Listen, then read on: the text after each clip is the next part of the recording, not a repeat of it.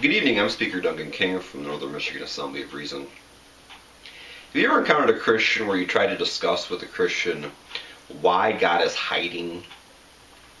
They'll always say, well, no, he's not really hiding. You can feel him in your heart and you can see him everywhere in creation. Okay, yeah, whatever. But why can't we just look in the clouds and just see him standing there? If knowing his existence is so important, why doesn't he make it more obvious? Why doesn't he just build some palace somewhere and make himself king of the world? Then there won't be any ambiguity about what he wants from us. The answer you're going to get if you have this discussion with a Christian every single time is he doesn't want to do that because it would make the tests of life too obvious. God wants us to have free will, to be able to make mistakes, and he wants people to be able to choose God.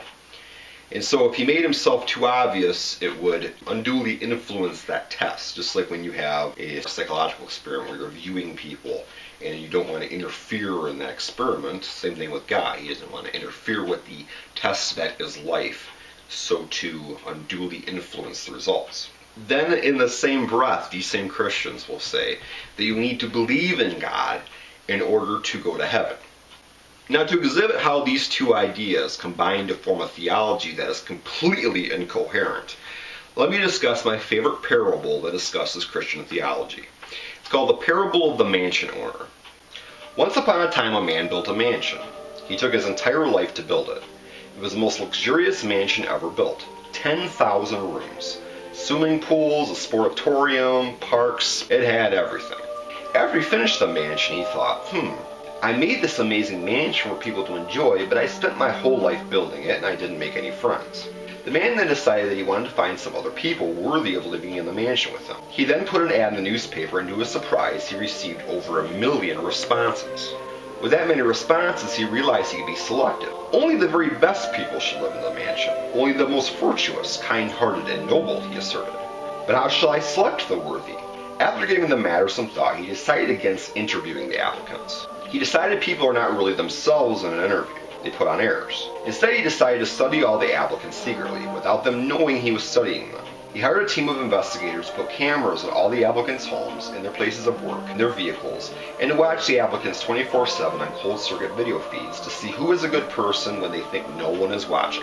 After a while, these investigators came to the mansion owner with a problem. Sir, we've been watching these people around the clock, and what it seems is that some people are good sometimes and bad other times. What you need to come up with is a clear criteria or test to filter out the deserving from the undeserving. After giving the matter some thought, here's what the mansion owner decided to do. He put notes under the applicants' doors or on their windshields. The notes read, I am watching you with hidden cameras. If you believe I am watching you, you will get to live in the mansion with me. If you don't believe, you will be rejected. Now, did that make any sense? The reason the mansion owner hid the cameras is because he wanted to see how people would behave when they didn't know they were being watched. What sense then did it make to make the test about who is deserving and undeserving entail believing you were being watched? It went against the whole concept of why he hid the cameras in the first place. If anything, the mansion owner should have disregarded the people who believed the note. Because if you didn't believe you were being watched, the test was still valid.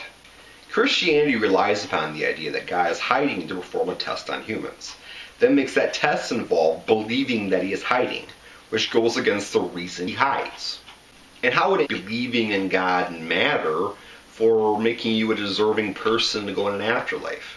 All I ever hear from Christians is, well, because he commanded you to believe. Well, the idea that you've been commanded to believe depends upon the belief, so that still makes no sense. And at the very least, it reduces the meaning of life into a stupid game of hide and seek. Thanks for watching my video. Subscribe to my channel. If you'd like to challenge me to a Skype debate, email me at duncanworldmedia@gmail.com. Thanks for watching.